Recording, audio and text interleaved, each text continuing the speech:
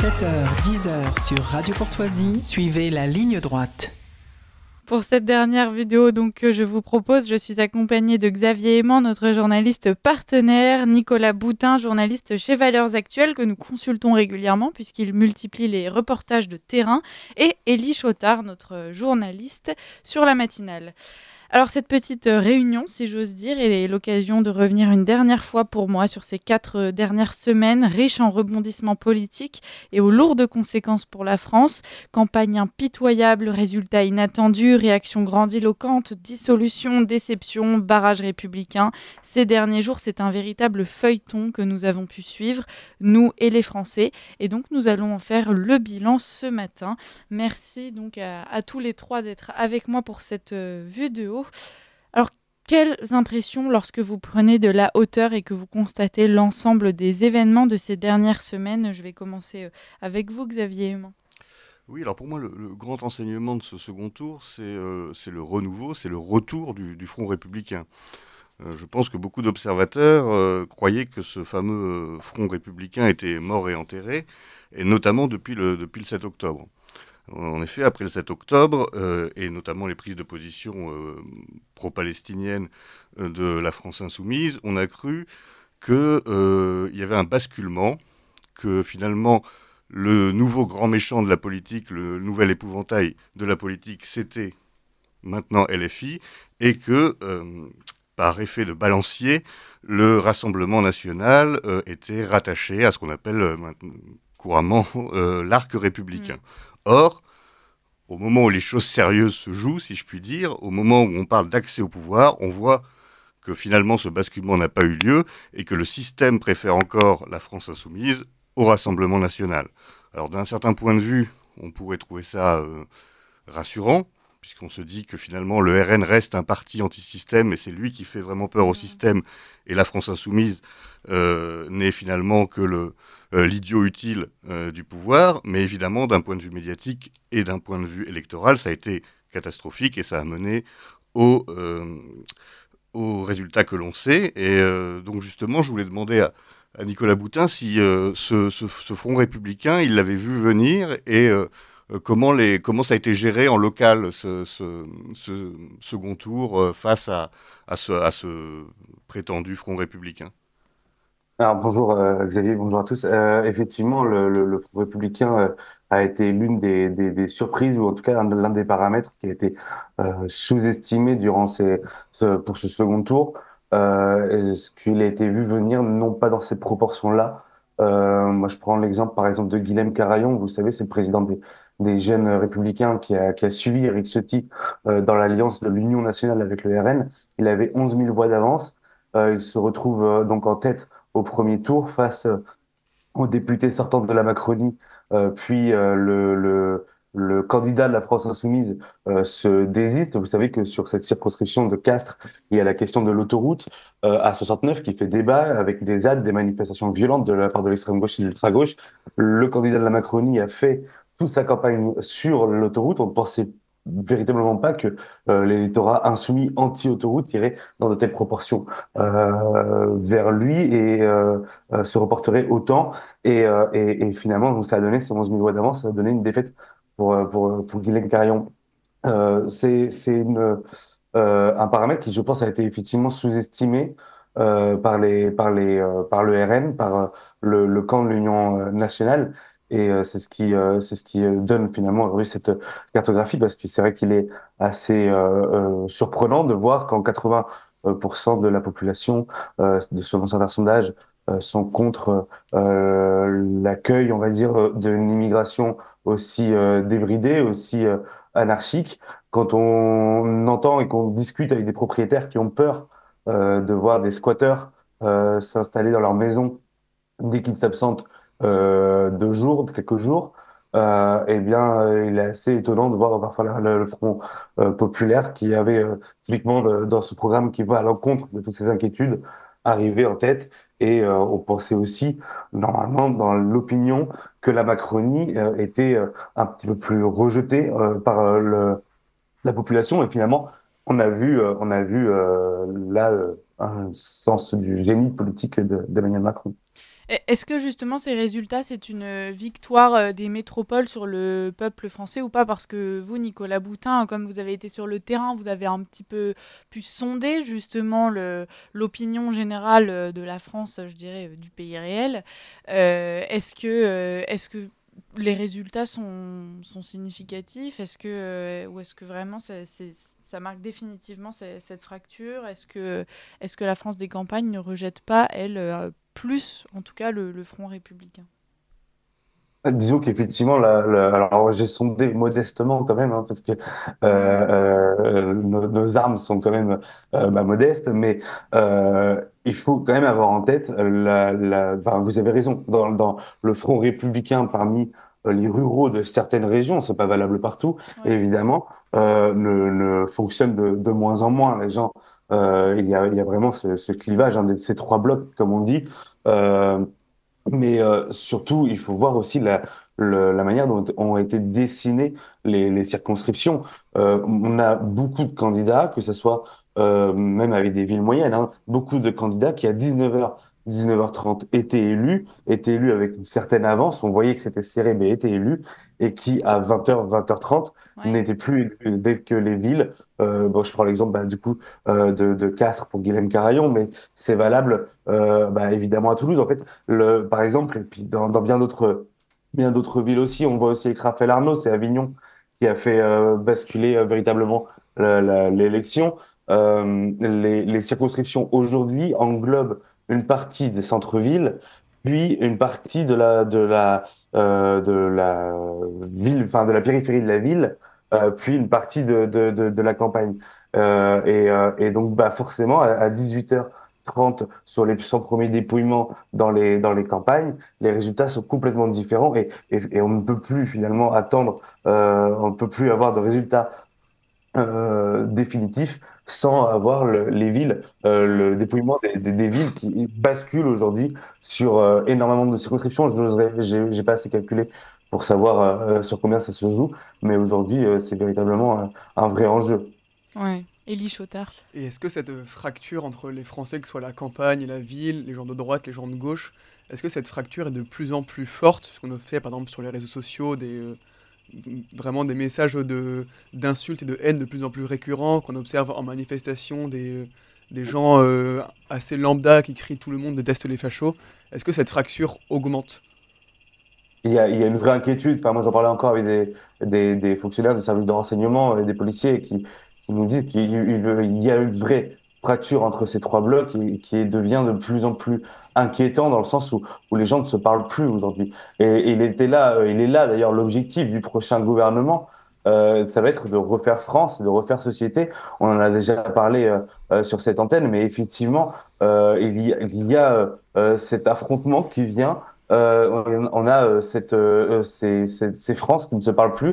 Donc il y a celle des centres-villes, celle des banlieues, celle des zones plus rurales. Mais après, géographiquement, c'est évidemment différent. La ruralité de la Corrèze qui a placé François Hollande en tête n'est pas la même que la ruralité de Carcassonne ou qui a placé le candidat RN en tête. Mais il y a en fait véritablement ce terreau très inquiétant et qui inquiète de plus en plus de cette France qui ne veut plus se parler et qui quasiment ne veut plus vivre ensemble. Hmm. Xavier Aimant. Est-ce qu'une des grandes leçons aussi de cette élection, c'est pas la persistance assez étrange et surprenante d'une sorte d'antifascisme fantasmé qui reste très présent malgré évidemment l'époque très différente, la disparition totale du fascisme réel. Et comme vous l'avez évoqué, on voit que par exemple parmi les militants du nouveau Front populaire, beaucoup ont voté uniquement pour faire barrage, puisque en effet, ils ont voté contre le RN, quitte à voter pour des libéraux macronistes, porteurs de projets tout à fait antisociaux. Et on voit là que leur premier logiciel est un logiciel extrêmement daté, mais que c'est l'antifascisme avant tout. C'est-à-dire on est prêt à voter pour Elisabeth Borne, porteuse de la réforme des retraites, entre autres, etc., par antifascisme. Comment expliquer, avec un Rassemblement national quand même très mesuré, pour ne pas dire parfois aseptisé, qu'on parvienne encore à faire fonctionner ce fantasme total d'une menace fasciste. Et on voit qu'on a rejoué cette scène, cette commedia dell'arte, et elle a apparemment fonctionné. Alors, il y a forcément ce réflexe antifasciste, mais en fait, j'ai aussi l'impression, dans les discussions et les échos qu'on peut avoir, qu'il y a aujourd'hui, quand je disais ces trois blocs, il y a une question, aujourd'hui, on fait de la politique, on fait de la politique comme on supporte un club de foot ou de rugby, dans le sens où on veut pas que l'autre gagne. Je sais pas si je me fais suffisamment comprendre, mais parce qu'il y a eu aussi ce réflexe, donc comme vous dites Xavier sur le réflexe antifasciste, du côté des électeurs de Renaissance, du côté des électeurs parfois même de LR, qui se sont parfois reportés vers le nouveau Front populaire, je crois autour de 26%, si j'ai bien lu l'étude. Et il y a ce côté où finalement on a passé notre second tour à nous dire que le Front populaire ne pourrait pas arriver au pouvoir, ils n'auront pas la majorité absolue, la Macronie ne pourra pas avoir la majorité absolue non plus. Et donc, on a tout fait pour empêcher le RN d'avoir une majorité absolue. Est-ce qu'il y a véritablement encore ce sens de l'antifascisme? Il y a peut-être encore une crainte, il y a encore effectivement des éléments de langage qui arrivent à rentrer dans les consciences de ceux qui les écoutent. Mais je ne suis plus persuadé, quand on voit les enquêtes d'opinion sur des thèmes, sur des thématiques qui sont plutôt proches on va dire de la droite et du Rassemblement national, je ne suis pas convaincu qu'il y a encore cet antifascisme qu'on a pu connaître en 2002. D'ailleurs, les manifestations, à part le premier week-end, alors qu'ils avaient dit qu'il ferait quasiment tous les jours, voire même tous les week-ends, des manifestations monstres contre le Rassemblement national sur cette campagne, à part le premier week-end où il n'y a eu que 650 000 personnes dans toute la France, contrairement aux plusieurs millions en 2002, on voit quand même que ça ne prend plus. Mais c'est encore suffisant par rapport aux règles du jeu qu'on a dans ces élections législatives, effectivement, pour permettre ce barrage républicain, diront les uns, antifasciste, diront les autres. Et, Est-ce que finalement, c'est pas simplement le jeu de dénonciation des extrêmes qui est en train de s'essouffler, puisque on le voit effectivement, les Français sont de moins en moins sensibles aux arguments de la gauche qui consistent à diaboliser le Rassemblement national, pardon, et plus largement le camp patriote. D'un autre côté, ils sont également prêts à accepter sans trop broncher la candidature et la victoire maintenant de Raphaël Arnaud à Avignon, et vous l'avez rapidement mentionné, vous avez même pu suivre cette campagne. Oui, alors après, en fait, on est face à un pays qui est véritablement en colère, où le seul, finalement, tous les partis, on va dire, traditionnels et modérés, comme on l'entendait à une certaine époque, ont été avalés, et ont quasiment disparu, au profit d'Emmanuel Macron ou de la France insoumise, voire même maintenant du Rassemblement national, hein, puisque tous les partis, comme l'ex-UMP, enfin, les Républicains, et le Parti socialiste, se sont ont quasiment explosé en vol durant ces 7 dernières années. Et donc aujourd'hui, il y a ce camp de la raison, comme Emmanuel Macron veut se présenter. Finalement, il a amené à un déficit et une dette publique record, a amené à une crise que Bruno Le Maire a encore confirmé, je crois, lundi. Et donc forcément, la colère va se diriger vers deux autres pôles.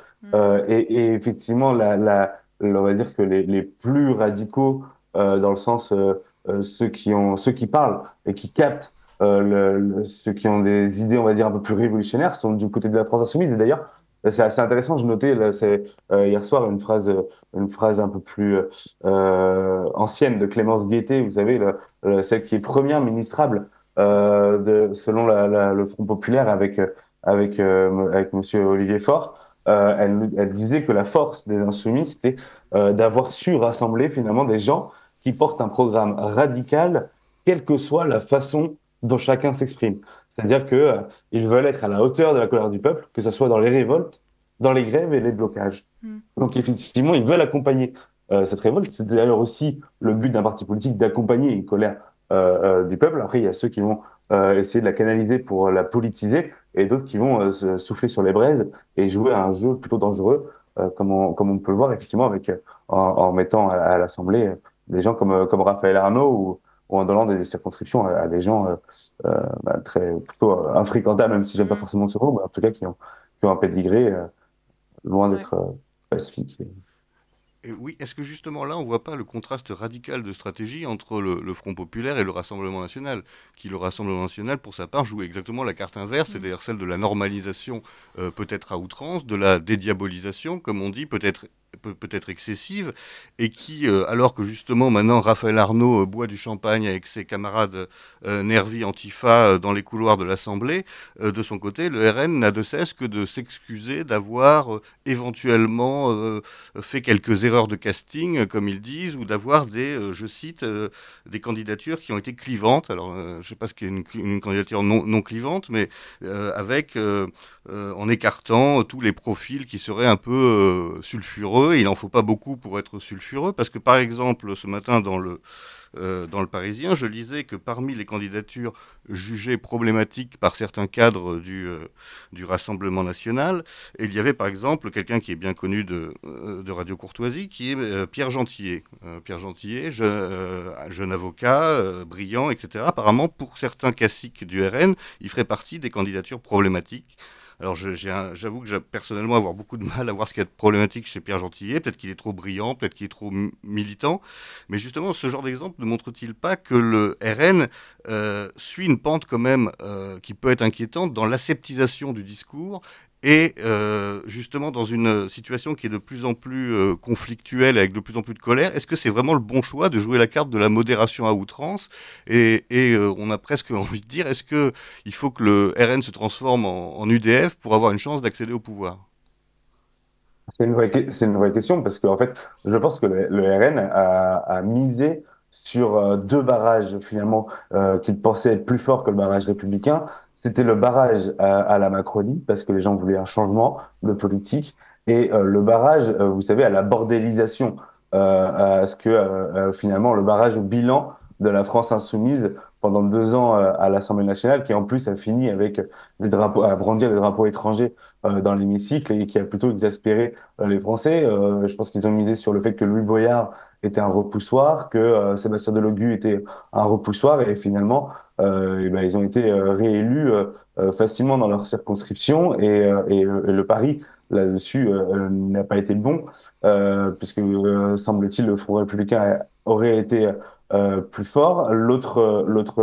C'est vrai qu'il est aussi intéressant de souligner la différence de quand Mathilde Panot est interrogée sur la candidature de Raphaël Arnaud, le lendemain où on apprend les 3 fiches S le concernant pour violence et des actions coup de poing, mais dans le vrai sens du terme, cette fois, elle dit qu'elle est fière d'avoir un militant antifa à côté d'elle. Lorsque un candidat RN a été malicieusement pris avec une fake news qui a, comment dire, a perduré des jours et des jours, reprise par tout le monde, et même par le camp même du RN, quand on disait qu'il y avait un tweet antisémite alors que c'était quelqu'un qui se réjouissait de la mort de Forisson, de Robert Forisson sur Twitter.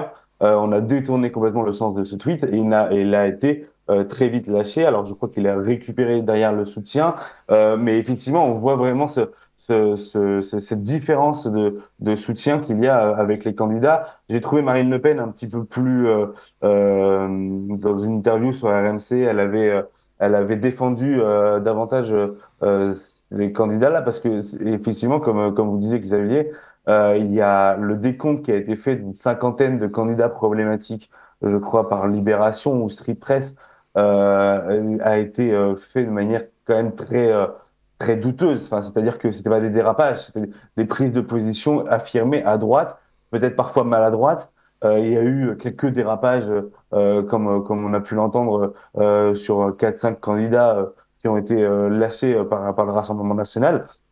Pas à moi de dire si c'est à raison ou à tort, mais tout le reste, effectivement, il a fallu, comment dire, ont été dénoncés par Libération, jetés en pâture, parce qu'il disait qu'il y avait des racailles, qu'il disait qu'il y avait des mesures fortes à prendre. et parfois voilà avec leurs mots qui sont les leurs, qui ne sont pas des politiques professionnelles.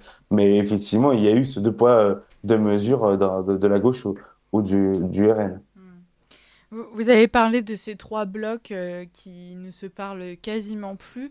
Alors, il nous reste 1 minute avant le bulletin d'actualité. Ça va probablement couper votre réponse en deux, Nicolas Boutin. Mais est-ce que ces trois blocs ne se parlent réellement plus quand on voit justement toutes les concessions dont a été capable la Macronie, justement pour participer à ce fameux barrage républicain, quitte à favoriser des élus du nouveau Front populaire? Je pense que dans l'électorat, on ne se parle plus, effectivement.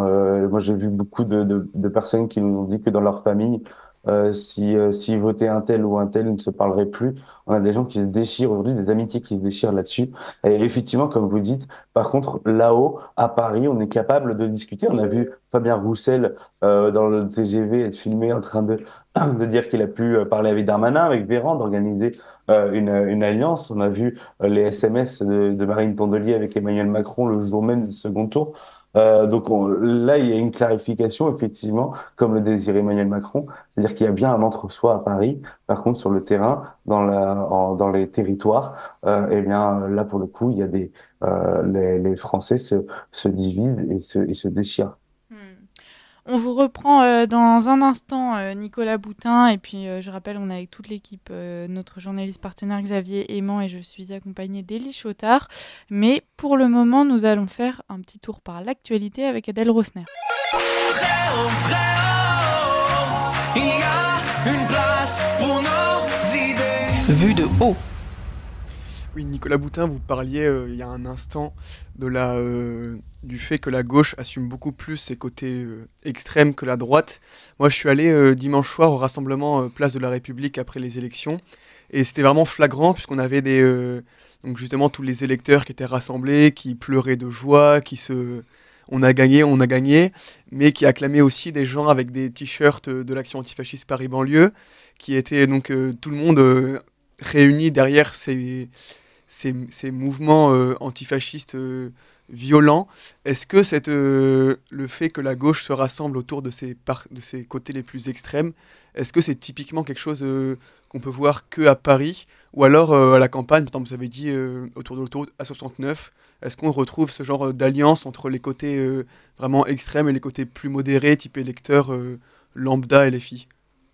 On a on va prendre l'exemple de l'autoroute, effectivement, où notamment on a vécu le 8 juin, je n'exagère absolument pas, hein, enfin 4 à 5 heures de guérilla dans les champs, entre forces de l'ordre et Black Bloc. C'est très peu de Tarnais, très peu de locaux, très peu de gens concernés par le tracé de l'autoroute. Les premiers opposants qui étaient pacifiques ont très vite finalement, très vite, ont récemment quitté la lutte avec ces Black Blocs, ne viennent plus dans les manifestations. Et donc aujourd'hui, on a 3000, dont 2000, 2500 radicaux dans les manifestations de 3 à 4000 personnes, vous voyez. Donc effectivement, au niveau proportion, mais ce sont beaucoup de gens venus de l'extérieur, beaucoup de gens qui viennent des bassins, enfin des noyaux écolos radicaux, c'est-à-dire autour des bassines de Sainte-Soline, de Notre-Dame-des-Landes et de certaines régions en France. Aujourd'hui, encore une fois, quand on voit ces trois blocs, effectivement, ce qui est notamment avec le bloc, sur la question des antifas, par exemple, il y a ceux qui vont les soutenir parce qu'ils vont dire que la violence fait partie, elle est légitime. Vous savez, c'est toujours cette même question de la bonne et de la mauvaise radicalité. Il est plus facile aujourd'hui d'être violent, d'être radical quand on peut vendre ça en disant que c'est pour s'ouvrir à tout le monde, contre la haine, enfin en mettant en avant toutes ces vertus finalement de la bonne morale de gauche qui nous est enseignée maintenant depuis 40 ans, mais qui finalement dissimule comment dire, un programme autoritaire, totalitariste et qui va finalement peut-être sauver certaines catégories de la population, mais en détruire d'autres. Eh bien, donc il y a ceux qui vont dans ce bloc de gauche, donc il va cautionner et comprendre au moins l'action des plus violents Et puis, les deux autres blocs ne pourront pas les voir en peinture. Et ce sera exactement la même chose avec les actions de Némésis, par exemple, où la droite va trouver ça plutôt péchu, plutôt courageux de leur part. Et puis la gauche, eh ben, ils seront prêts à envoyer des hommes taper ces jeunes femmes, et pendant que la Macronie va regarder ailleurs. Donc, vous voyez, en fait, on est vraiment sur des paradigmes et finalement, on a vraiment cette France qui ne se comprend plus et qui n'a plus du tout les mêmes échelles, la même échelle de valeur. Et c'est là où c'est inquiétant et dangereux pour la suite, à Hmm. mon avis. Oui, alors, suite à ce second tour et ce résultat a suscité beaucoup de frustration au sein du camp national, puisque, évidemment, étant majoritaire en voix, il se retrouve minoritaire en élus. Et comme souvent, j'aurais tendance à dire à droite, on a tendance à mettre cet échec sur le compte du système, sur le compte des médias, sur le compte du mode de scrutin, etc., etc. Peut-être faudrait-il aussi faire une sorte de critique positive, mais de la campagne du Rassemblement national, qui a sans doute aussi une partie de responsabilité dans dans cette défaite, puisque, rappelons-le, le Rassemblement national a demandé cette dissolution au cours de la campagne des européennes. Jordan Bardella disait clairement, si le parti du président fait un très mauvais score et que nous faisons un très bon score, il faudra dissoudre, etc. Or, on a l'impression que le RN s'est trouvé complètement désemparé devant cette dissolution qu'il avait pourtant réclamée, et que tout a été un peu fait dans l'impréparation, dans l'agitation, d'où justement peut-être les couacs sur certaines circonscriptions. Est-ce que la campagne du RN a été à la hauteur? Est-ce que c'est pas aussi révélateur d'un manque d'implantation locale, d'un manque de travail à long terme? Alors je ne sais pas comment c'est dans votre région spécifiquement, mais une élection, ça se gagne pas en quelques semaines de campagne. C'est le fruit d'un long travail d'implantation, de crédibilité, gagner de la crédibilité locale, etc. Est-ce que le RN fait véritablement ce travail?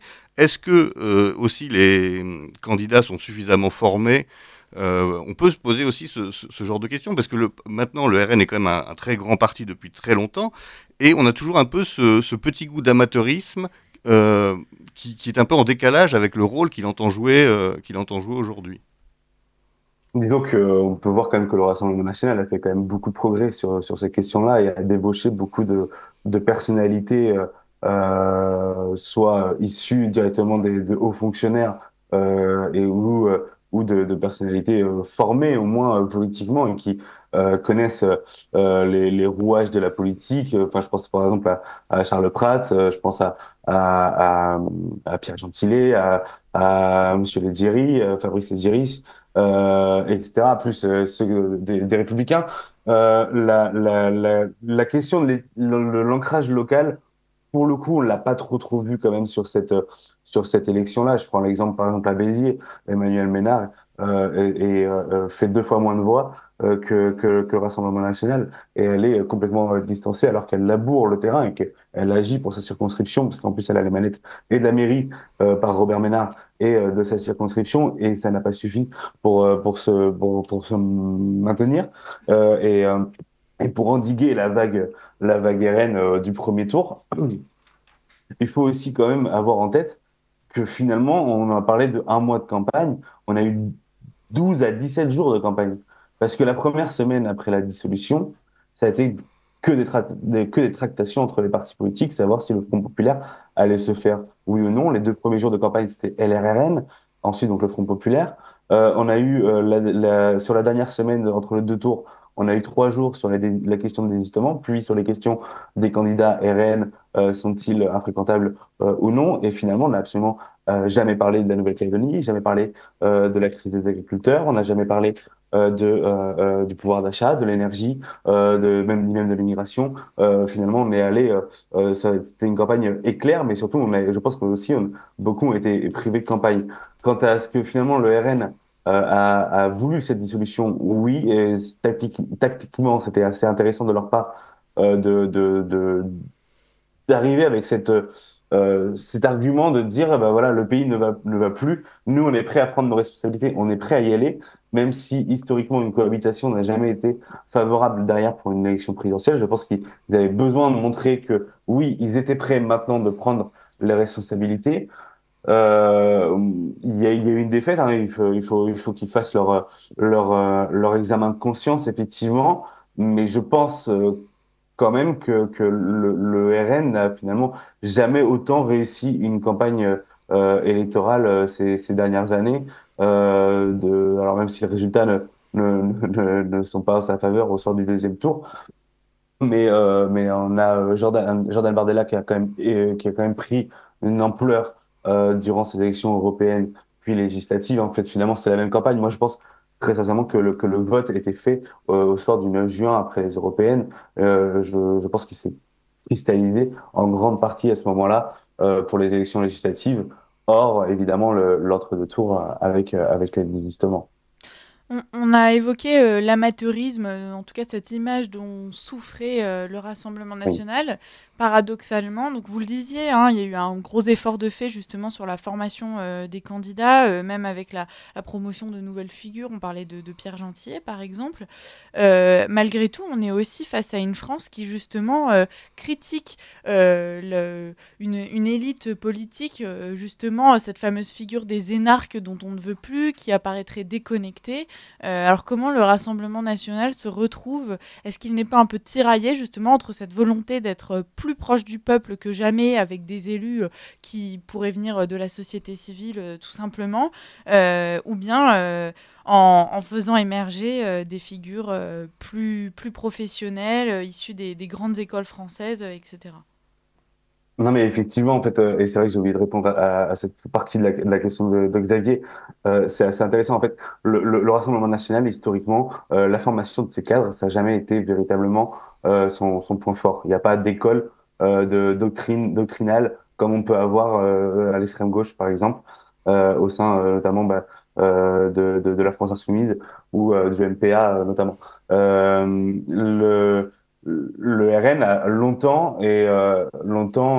comment dire misé sur des territoires qui sont très favorables, qui sont en voie de développement, et laissé de côté des territoires où les défaites s'enchaînent et il y a quasiment pas d'espoir d'avoir d'élus. On peut prendre l'exemple de la Bretagne, l'exemple même d'une partie du Sud-Ouest, où et puis et surtout l'exemple le plus flagrant, c'est que le Rassemblement national qui se revendique comme premier parti de France, n'a pas présenté de candidat au municipal dans la capitale, à Paris.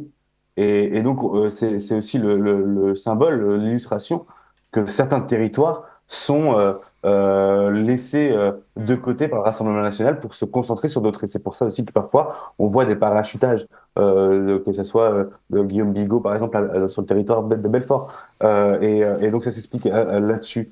J'ai oublié la deuxième partie de votre question, pardon, mais ah oui, non, pardon. Oui, non, mais je voulais rappeler aussi qu'en 2017, souvenez-vous, La République en marche présente des candidats qui, dans les débats, s'effondrent en plein direct, Oui. ne répondent plus à des questions. On a eu une députée qui a été, d'ailleurs, je crois que c'est votre députée, Élie, qui a été porte-parole de la réforme des retraites, Corinne Vignon, et qui Mm. n'a pas été capable de répondre à une interview sur cette réforme des retraites et qui s'est embrouillé et complètement mélangé les pinceaux et s'est effondré aussi en plein direct. L'amateurisme, je pense qu'il est partout. Enfin, quand on voit Oui. le candidat de la quatrième circonscription du Var de la France insoumise, qui est un punk aux cheveux violets avec sa crête, etc. C'est à l'ancienne et quand j'avais pu discuter avec lui en 2022, je peux vous dire qu'il n'a pas le niveau pour être ni député, ni ministre ou ni quoi que ce soit. Mm. Et je termine un dernier exemple. Les députés élus, on va dire, par accident, sans vouloir leur manquer de respect, notamment donc au RN en 2022, ceux qui on s'y attendait pas et qui ont du coup reçu l'investiture et ont été élus et avaient manifestement pas de niveau. Quand on regarde aujourd'hui, ils ont plutôt été tirés vers le haut et ont été formés au sein du groupe Oui. et ont réussi à poser quelques paroles au gouvernement sans que ça devienne la risée finalement de l'hémicycle, beaucoup moins que des gens comme Louis Mm. Boyard ou Sébastien Delogu, quoi. Mm. Xavier Aimant, une dernière question pour... Oui, pour un complément à ce que nous disions, parce qu'on avait l'impression, en effet, jusqu'à présent, que la stratégie du Rassemblement national, c'était en faire le moins possible au niveau doctrinal, etc., pour justement pas être clivant, en se disant, en fait, le réel joue pour nous, les faits divers, les attentats, et donc les électeurs vont venir naturellement à nous, ce qui a été le cas d'ailleurs, sauf que maintenant, pour la dernière marche, il faut peut-être revenir justement un peu plus sur un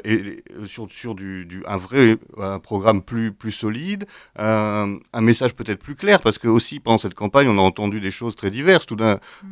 Une fois, la binationalité allait être supprimée, après non, pas du tout. Le droit du sol, on ne sait pas exactement ce qu'on fait. Est-ce que là, c'est pas justement le moment pour le Rassemblement national de se remettre un peu à travailler, peut-être justement à se radicaliser, se re-radicaliser, mais dans le bon sens du terme, dans l'esprit de loi et de projets de loi forts et importants que les Français attendent, plutôt que justement ce côté, comment dire, anti-idéologique qu'il a eu jusqu'à présent. Oui, je pense qu'effectivement, dans la campagne, il a manqué, je pense, vous savez, les deux, trois mesures fortes ont été finalement passées sous silence par rapport aux polémiques, effectivement, sur la binationalité, où c'était un cafouillage complet pendant finalement 2 ou 3 semaines. Vous avez beau clarifier, ça ne rentrait pas dans les consciences, plus personne ne comprenait la position du RN là-dessus. Sur les retraites, alors, il faut dire aussi qu'il y a eu beaucoup d'habileté ou voire de malhonnêteté de la part de certains politiques ou médias. Il y a eu beaucoup de fake news qui ont été sortis dans cette élection, mais j'ai envie de dire un peu contre tout le monde. Mais effectivement, il y a eu ce manque de clarté. Il va falloir qu'il travaille là-dessus. Et puis, il y a cette question aussi. Alors sur la question doctrinale, pardon, je pense pas que l'UMP en 2002 ou en 2007 avait une doctrine profondément comment dire structurée et claire. Je pense pas que Jacques Chirac non plus à l'époque du RPR en 95 en avait une, mais il y avait ces mesures fortes. Et Nicolas Sarkozy, c'était travailler plus pour gagner plus et le quartier dans les quartiers à problème. Et ben ces deux mesures-là ont suffi à faire sa jambe droite et sa jambe gauche d'une certaine manière et à arriver à avoir ces deux piliers qui permettent d'être audibles et compris, on va dire, de tous. Et c'est peut-être ce qui a manqué un petit peu à Jordan Bardella, même s'il l'avait avec la question de la TVA 5,5 la question bon, de l'immigration, mais ça a été assez flou ou assez, en tout cas, noyé dans le flot de polémiques et de, enfin, Messieurs, malheureusement, je dois vous couper. Il est déjà 9h18. Merci beaucoup d'avoir été parmi nous pour ce dernier bilan. Et puis, il se passera Merci, probablement Lisa.